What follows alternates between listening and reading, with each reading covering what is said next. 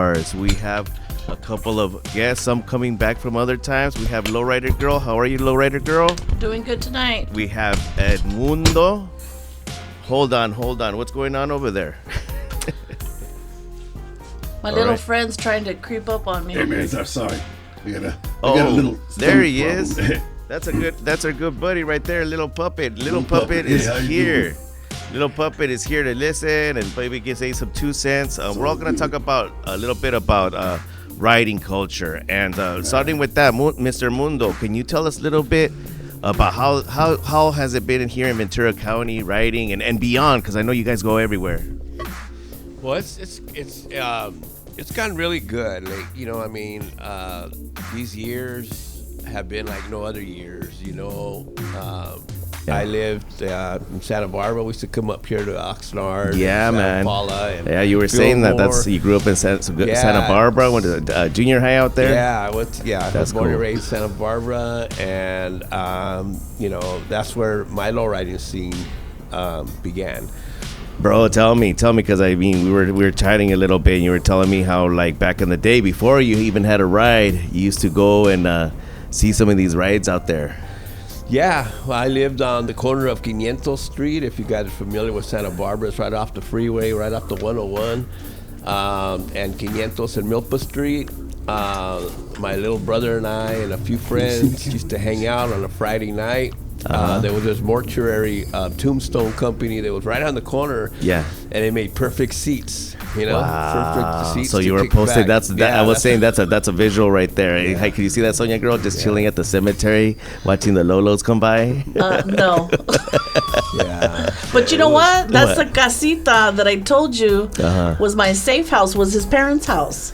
I used to watch novelas with his mom and dad, and then Santa I would Barbara. roll out to State Street. So did your parents know each other like that? That's how they met. Oh wow, yeah. That's cool. Yeah, I've heard about how her parents, her dad was looking out for her when she was over in Santa Barbara. Yeah. So then you were watching the rides go by, and you were like, one of these days. Yeah, one of these days, I was always fascinated with the cars coming in from out of town, and it was like watching a parade, what? And I mean, as a kid, you're just drooling like, wow, man, this is badass. Yeah. This is badass. One after another one. I mean, just like, whoa.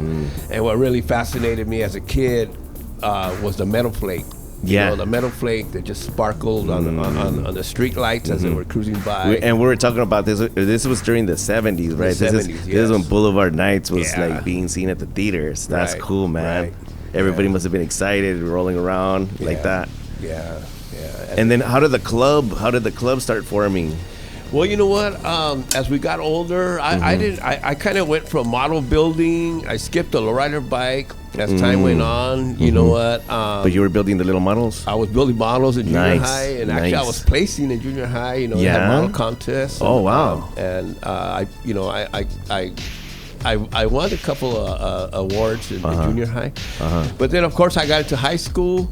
And back in the late 70s, there was still a few car clubs that were in Santa Barbara. One was the Brown Sensations. They had a chapter in Santa Barbara that originated here in Satacoy in Ventura County. Yeah. And shortly after they, went away, we were all teenagers in high school.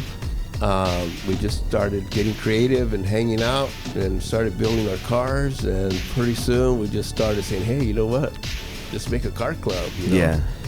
So that's where that idea came. When did you meet start riding around Mundo? Well, they had started the club in 1980, right? And I came in 87. The start of 87. Yeah. Hey, little puppet. What do you think? How's it going over there? Tell us a little bit. What areas have you cruised in over here in Califas? You know what? I'm good with all. I like to see all these beautiful cars. I love the whole history and the whole thing about it. It's beautiful. Yeah, man. Yeah. Thank you very much for being here. So then, Mundo. Tell us more. Tell us, like, once again, what. So then, from car clubs, you went to to touring to different areas, having some of your cars shown in different magazines? Yeah, well, you know what? As we started getting into our cars, I remember my very first car show was, of course, they were local car shows in Santa Barbara, and the very first car show we were involved with was on Milpa Street, the Milpa Street car show, and the merchants put it together. So it was nice. They asked for us to cooperate with them, and we helped them organize it. We also had a lot of support from there was my dad belongs to Concilio de la Raza with the Casa La Raza in Santa Barbara. Yes. And we had them as mentors, so they took us under their wing. And just showed us the ropes. Yeah. Thank God. We used to host dances in there. At the Casa de la Raza. No, I love that spot. That's a great spot. No, good. I mean, I hear they're still trying to stay open too.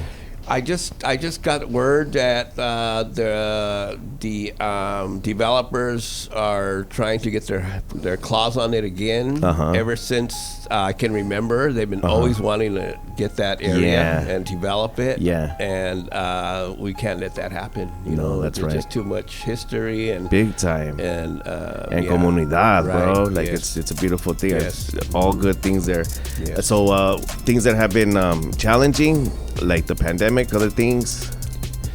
Well, the pandemic, it was bad, but you know what? As car club members and car club enthusiasts, we got together with a lot of the car clubs here in Ventura County. Yeah. And we did what we call cruising for COVID. We were talking about that last time. For birthday cruises and weddings. That lifted the spirits up for a lot of people, and we did it safely, just driving by. And that's the safest way. Right. Everybody's in their own cars, you know what I mean? Yes. Yeah, that's great. And it was gratifying. It was nice, It was nice to get involved in that, What movie did you watch yesterday? I went to the movie with my daughter and my two daughters and my grandson, and we went to go see Selena.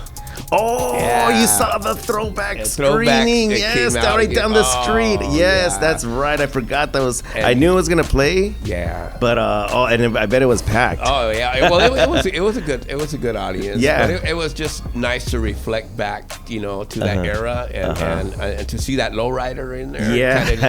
Kind of, pricks you up again. I think they just had that car in.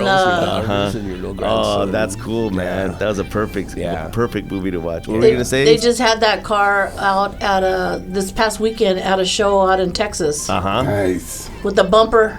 Oh, for real? With the bumper there on the car. Yay. Wish I could have seen that one. So then, for people who wanted to get into low riding, what's some basic things that people should prepare themselves. Everything has some kind of preparation, some kind of also understanding. You just don't just show up with a nice ride. I mean, you tell us. It's kind of, it's like I was fortunate enough to understand the culture at an early age, and learn respect at an early age. And discipline, you know what? And like I say, I'm going to go back to my dad. My dad was my mentor. My dad was really involved in community stuff. And my dad got us involved, like with the police departments in Santa Barbara, got us in good terms with them. We had a resource officer that would sign off our tickets after a while. So is he it's still always around? good to be a good person always. Hey, that's it right there. Yeah. It's good to. What do you think about that, little puppet? Is it good to be a good person? It's always good to be a good person. We all should be good to each other. Doesn't happen all the time. Something we got to work on, though. That's right. What about you, Lowrider girl? What you got to say about that? Well, little puppet over here's got it right. ¿Ya llegaron las pizzas?